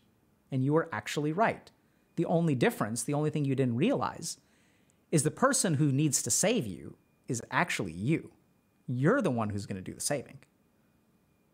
And once you come to that realization, then like life is a wide open field. Then you're empowered. Then you can do what you want, right? Because you're the one who saved you. You're the one who actually had the power to do it. You want to get some help along the way, totally all for that, right? Maybe sometimes you do need help, especially if there's clinical stuff involved. That's where like, you do need someone to potentially save you. To just think through it a little bit, right? Don't be quite as judgmental. Recognize that people move at their own pace. Like, life is not a race. People develop at different paces. The brain continues to develop until 30, 32, maybe. And so it's okay to be a little bit behind. Because the other interesting thing about life is, like, I think Rested XP, speaking of MMOs, is a really good analogy. So if you've been like AFK for a while, you actually catch up faster than people who regularly progress, right? And there's a really good general piece of evidence about this, which is immigrants. So like when immigrants move to a different country, if I move to a different country, if I move to the United States from India when I'm 9 years old, I know nothing about American customs. And so those kids have a 9-year head start. But by the time I'm 18, we are completely caught up. Exactly the same. I understand American culture just as well as someone who spent 18 years there. It's kind of like Rested XP. Like, the human brain catches up, right? That's what it's designed to do. So even if you've fallen behind, it doesn't mean that you're going to stay behind. And so invest a little bit in yourself. I'm not saying stop helping other people. Go get a clinical evaluation if you need to, or if you're even considering it. If you've self-diagnosed yourself with something, you should absolutely go get a clinical evaluation. And you may be surprised at who ends up doing the saving.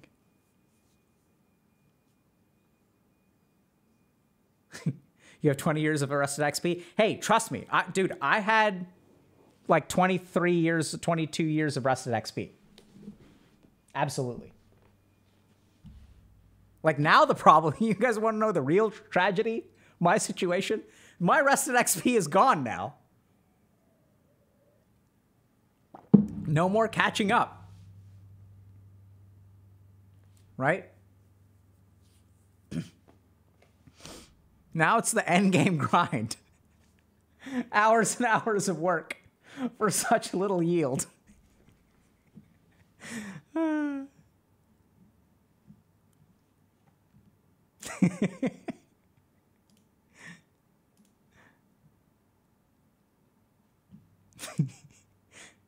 All right, we're going to take a quick break. I need to go pee. I'll be back in a second. Why don't y'all think about questions for a second, and then we're going to try to do one more, okay, before we wrap up.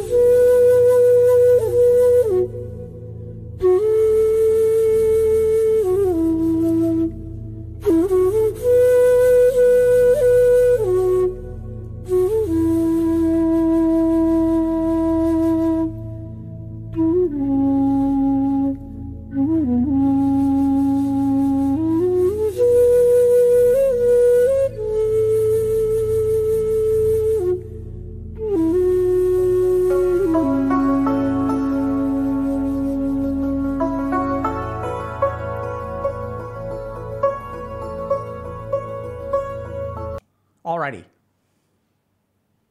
How y'all doing?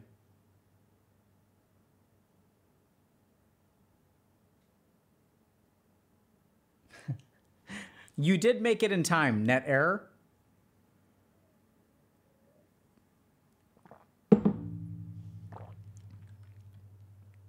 Okay. So, I did wash my hands. Let's do one more, and then maybe we'll do some simple meditation today. Okay.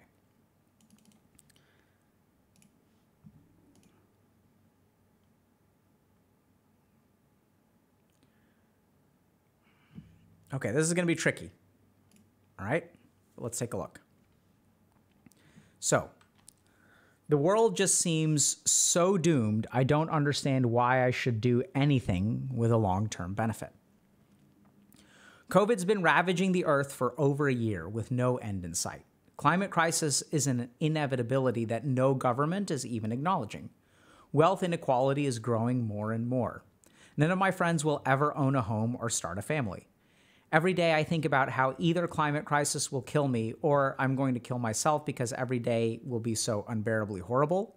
So if you are actually having thoughts about hurting yourself, you should absolutely go see a licensed mental health professional or even call emergency services if you feel like you're in danger. Why should I keep going to school? Why should I eat healthy, work out, or save for retirement? Why is everyone pretending that things are going to be okay when they've only gotten worse year after year? So when I read this post, what I sort of hear is the existential plight of a generation, right? So like, there's a lot of bad stuff in the world right now, right? And that's what this person is kind of talking about.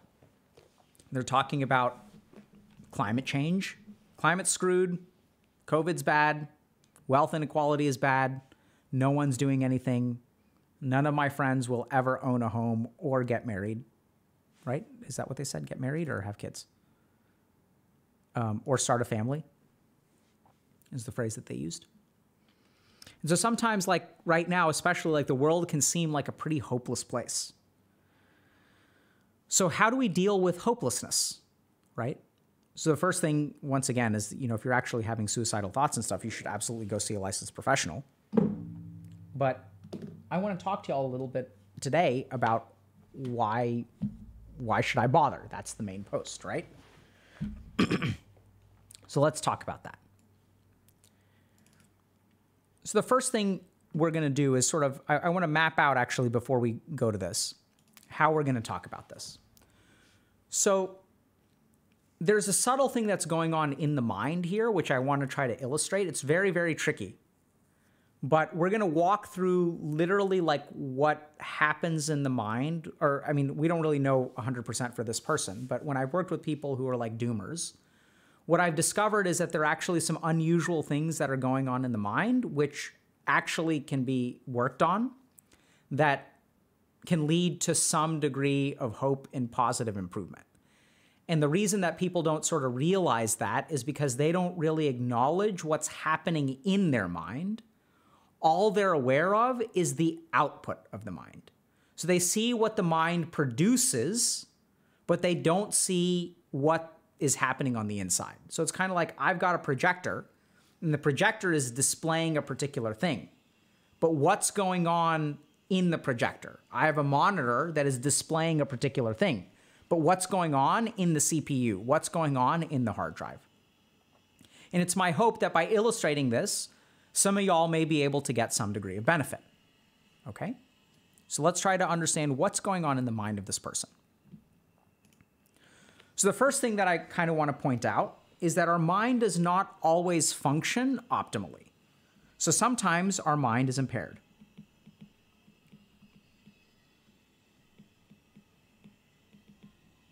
Can you all hear that, by the way? There's like some construction outside. Okay. And so this is where, like, when we think about, how to approach this, first thing that we want to do is, like, if you are having suicidal thoughts or things like that, I think clinical intervention is completely appropriate, highly recommended.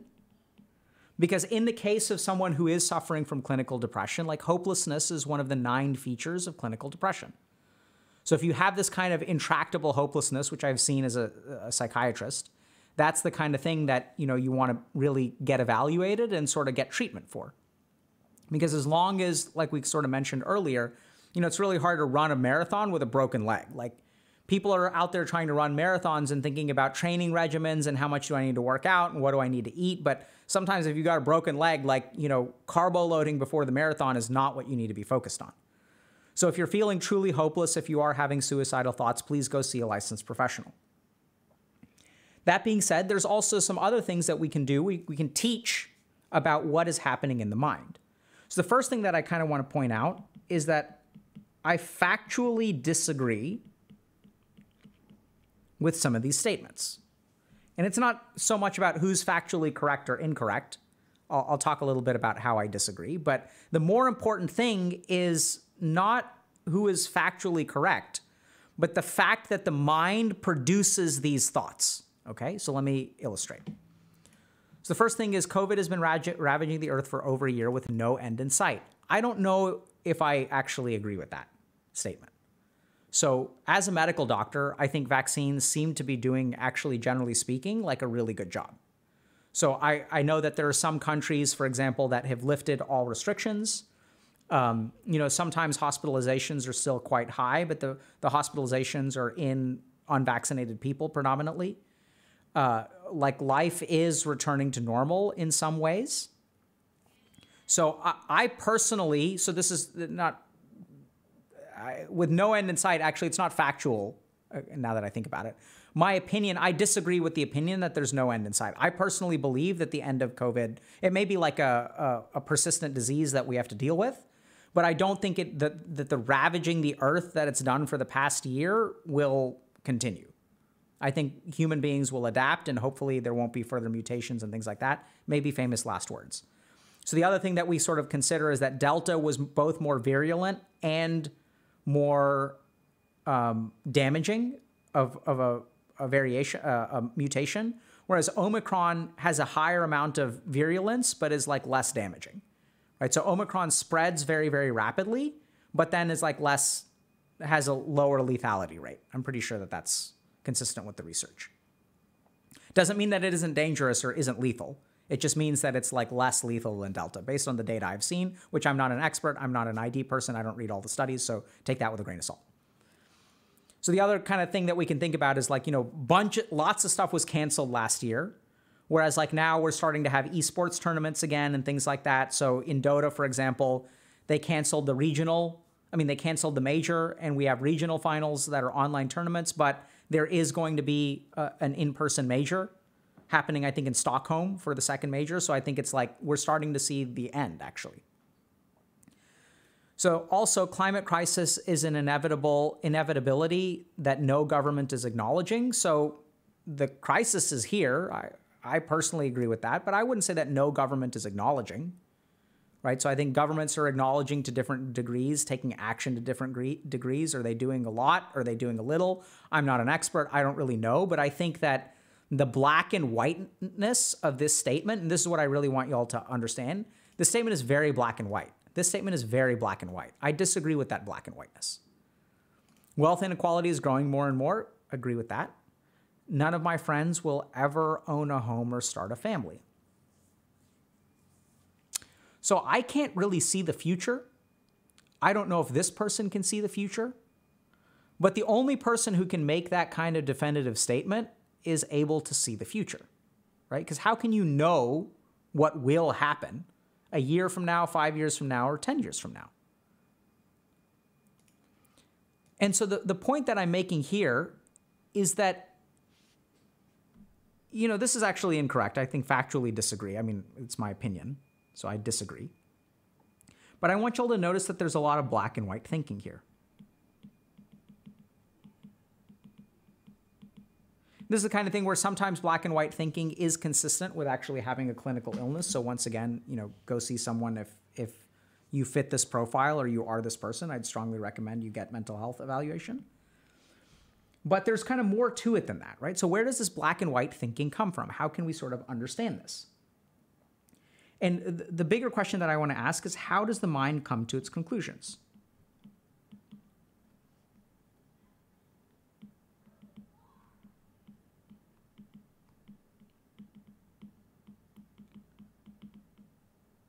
Because this is really important to understand. Because what this person is saying is that since there is no chance of improvement,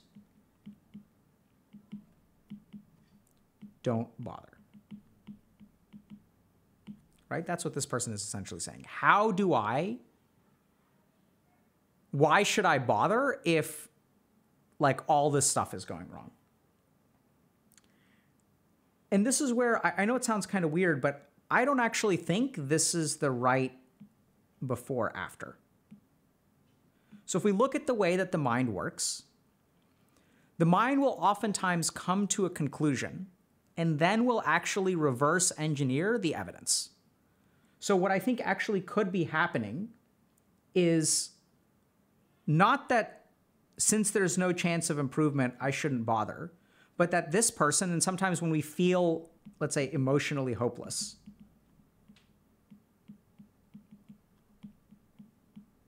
and I'm not saying that this isn't influenced by what you consume in terms of media and stuff. Then what happens is that the mind looks for an excuse for inaction and then provides justifications.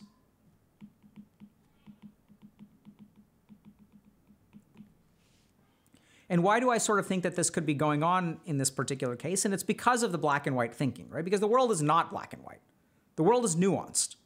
No one can predict the future. COVID is actually getting better. I mean, I strongly believe that. And I think most scientists, like even, for example, Anthony Fauci, like is sort of saying maybe we're moving in the right direction, right? And he's been super conservative. And then other governments are actually like lifting restrictions, like completely. It doesn't mean that there aren't still cases. It doesn't mean that it still isn't a dangerous disease. But like, I think kind of like people are sort of saying like maybe the end's in sight, okay? But this is the tricky thing, because if we really look at the mind, what it actually does is we'll come to a conclusion, usually emotionally, and then we'll like find justifications for it. And this is incredibly damning, because here's the thing that I want y'all to understand. If all these statements are true, COVID will last forever.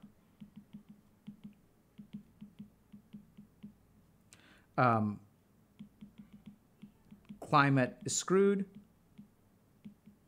No families. No houses. Therefore, I'm not going to act. So I want y'all to think about this. What would have to change for this person to act if this is the scenario that we're living in? What would have to change? Right? What would make it logical for this person to act? Why would this person bother acting? Right? So COVID would have to be finished. The climate would have to be fixed. Everyone would have to have families and houses. Wealth inequality would have to be fixed. Right? It's almost as if the mind is generating an impossible checklist. And as long as that checklist exists, we're not going to act. This is the impervious reason for inaction. Do y'all see that? Because if this is true, then there's like literally no point. And that's the way that the mind has been constructed. That's how the argument has been constructed by the mind. Right? Because you need, one person said, beautifully put, utopia will lead to action. So your mind has managed to create an impossible requirement for action.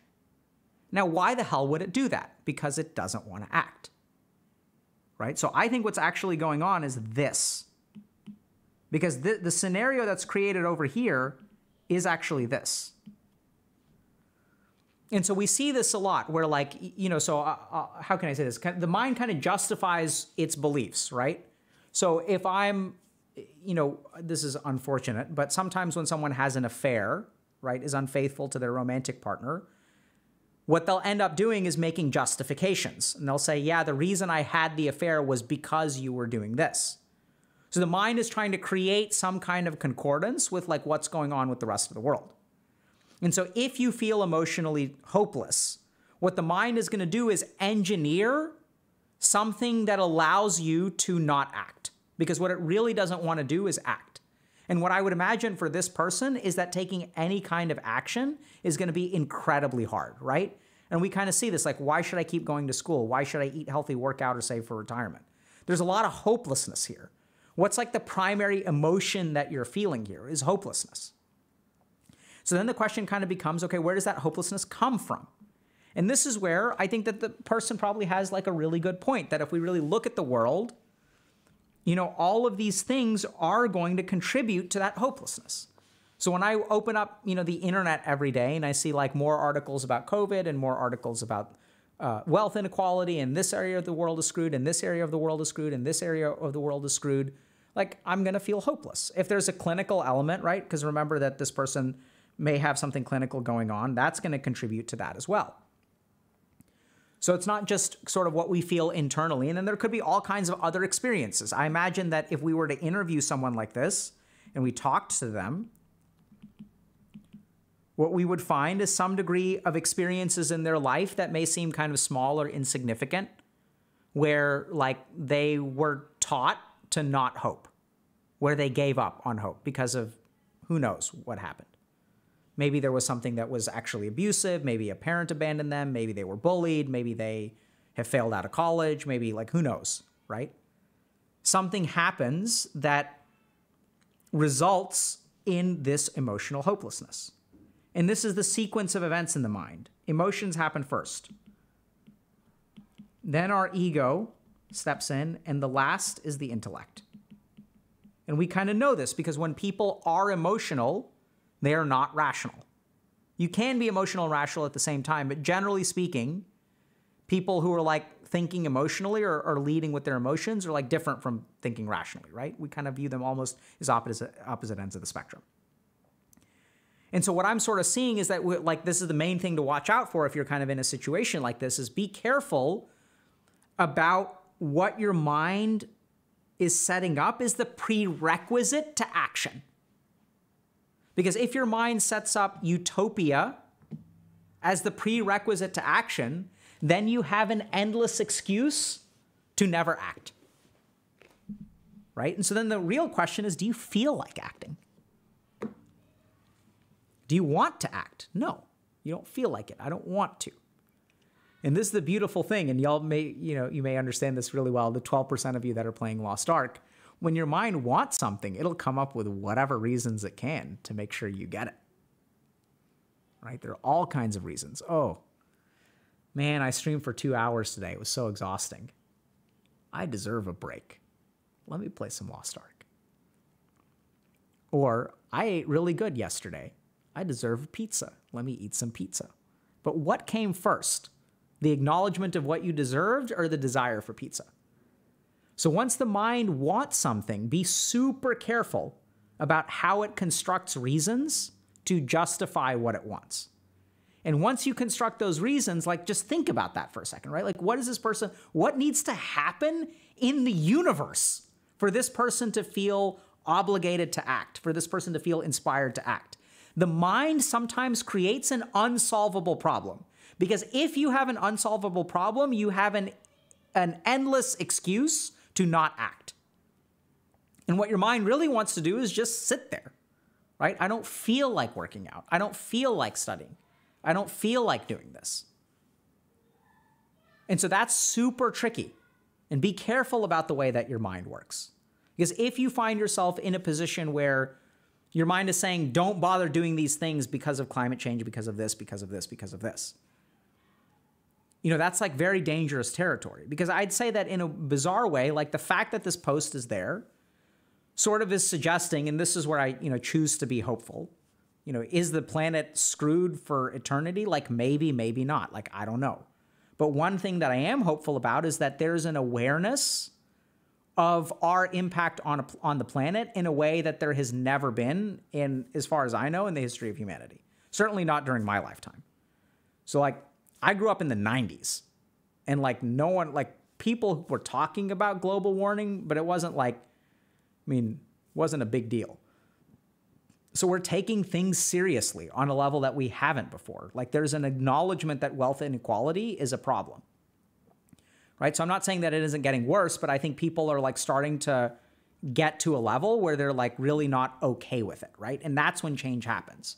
You have to have discomfort with something. You have to have dissatisfaction with something in order to actually change it. And so that's where like, I want to have some hope. And I think COVID is a good example that's actually given me some hope. Like we had a disease that we have not experienced in modern times, like that has torn through our society and like killed so many people and changed the way that we lived for like 2 years. And the other thing that happened is like humanity got behind it, right? Sure, some people, were kind of COVID is a hoax and whatnot. But generally speaking, there was a worldwide effort to produce vaccines that are effective and hopefully safe, right? So like generally speaking, it appears that the current data suggests they're safe. like humanity is never, medical science has never focused on a problem and friggin' fixed it this fast. At least that I'm aware of. People may make discoveries, like the discovery of penicillin was revolutionary, for example. But we've been looking for, vaccines for HIV and herpes for like decades, right? We still haven't found one. There are clinical trials for HIV, I think now, and herpes. But so I think that there's actually, like, when humanity gets behind something, like, we can do pretty well, right? So I am kind of hopeful for that. Am I worried? Sure. There are reasons to be concerned? Absolutely. So be a little bit careful about, first of all, the kind of stuff that goes into your mind. Because the contribution of emotional emotional hopelessness can be, if you're not careful about social media exposure and things like that. There's studies that show that TikTok, Facebook, whatever, social media exposure at high levels leads to worsening mental health. And then if you start to feel kind of emotionally hopeless, definitely consider clinical evaluation, but also start to think a little bit about, pay attention to what's happening in your mind. Do you actually want to do any of that stuff? Because if the answer is, I don't actually want to do that stuff, and if you tunnel down, that's what you may find, the result will actually be that, your mind, be careful about what's the chicken and what's the egg. Because the mind loves setting up unsolvable problems to give you an excuse to not bother. Right? Because it's easy. Because now it's intelligent. Now it's justified. Now it's not hedonism or laziness or lack of discipline. It's useless objectively. And so then the mind feels good about itself. It gives you a good reason. Oh, yeah, it's okay. It's justification, right? It's okay to have an affair. Your partner's working late. So it loves to protect you. That's really what the mind is trying to do. It's not your enemy. It's actually a protective mechanism because it wants to save you from the hurt, right? Oh, you don't want to work? Oh, that's okay. That's okay, darling. You just stay home today. You don't need, no, yeah, the world is such a terrible place, my love. There's no point bothering. Yeah, you keep playing video games. You do that. Yeah. It's so hard out there. Yeah. Don't bother. I'm with you. I'll protect you. I'll give you lots of reasons to do exactly what you need to, because the mind works for us, right? So be careful about that. Okay, should we meditate for a couple minutes? Oh, yeah, copium. So y'all joke about copium a lot, right? I don't know that I buy into most of when y'all say copium, but this is actually copium of the highest magnitude. Like, these unsolvable problems that your mind creates are first-class copium, right? Oh, don't bother because the world has all of these things wrong with it. And I'm not saying those things aren't wrong with it. I'm not saying that, like, this person is foolish for being hopeless or anything like that. On the contrary, it's actually really, really well done, right? I completely understand where this person is coming from. It's easy to give in to that hopelessness. Doesn't mean that it's real, though. So what's going on? Like, what's controlling what? What's the chicken and what's the egg? Does the hopelessness come first and therefore justify inaction, or does the desire, does the circumstances of the world justify inaction, or does the desire for inaction and some kind of hopelessness create a system that justifies inaction? Right? So what comes first? The desire for inaction or the justification of inaction? All right, shall we meditate? Let's do some amount of Naddi Shudi or alternate nostril breathing. So we haven't done that. So I'll teach this again because we haven't done it in a while. This is the hand posture, right hand. You can kind of do the Vulcan salute. If you can't do that, just fold these two fingers. Sometimes people end up doing this. That's totally fine. So what we're going to do is, so hopium starts with meditation. All right, so what we're going to do is block this nostril with our right thumb, and we're going to breathe in through our left. So don't do this practice if you have a deviated septum, by the way.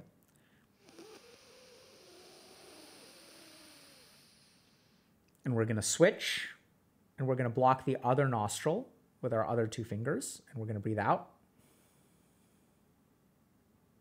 Then we're going to breathe in through the same nostril. Switch and out. And in.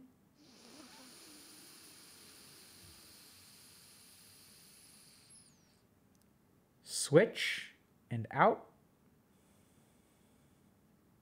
Go ahead and sit up straight. Adopt a meditative posture. Spine straight. Breathe in. Switch and out.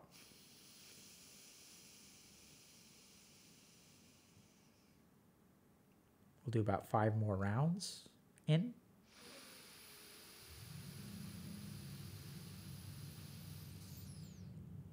Switch and out. In. Switch and out.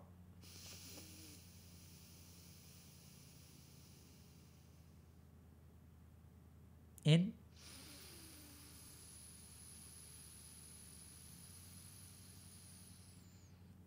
Switch and out.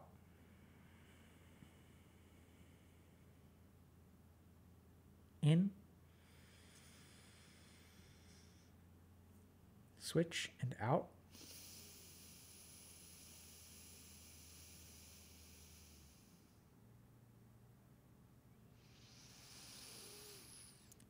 In.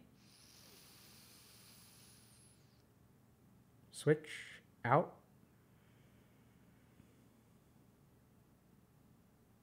In. Switch out.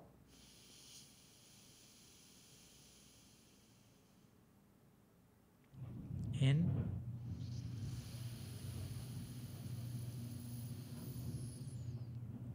Switch out. And now let's relax. Let your eyes remain closed.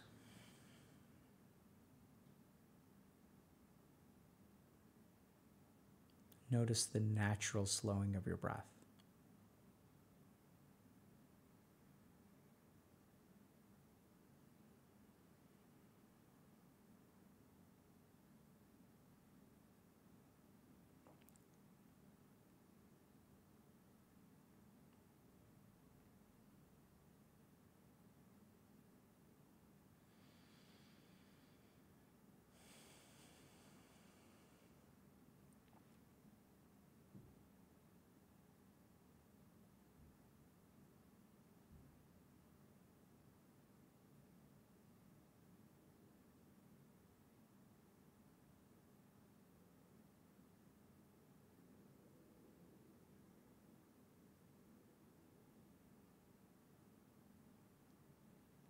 When you're ready, go ahead and come on back.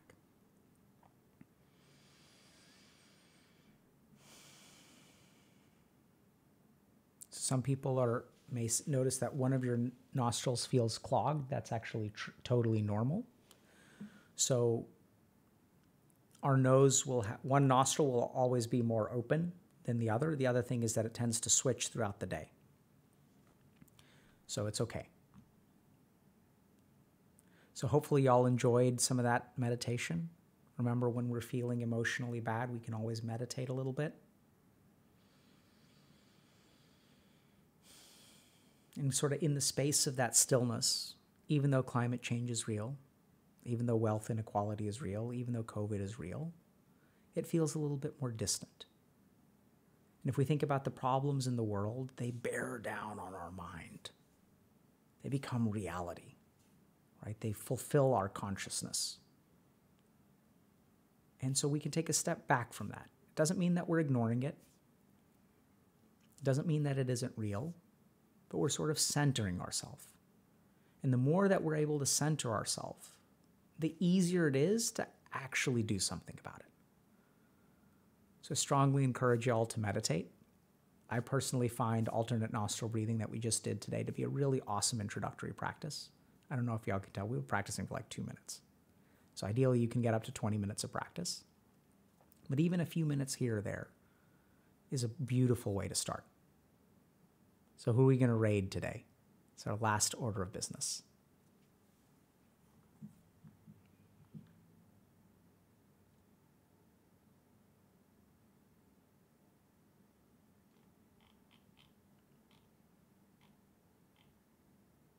Pooper Noodle?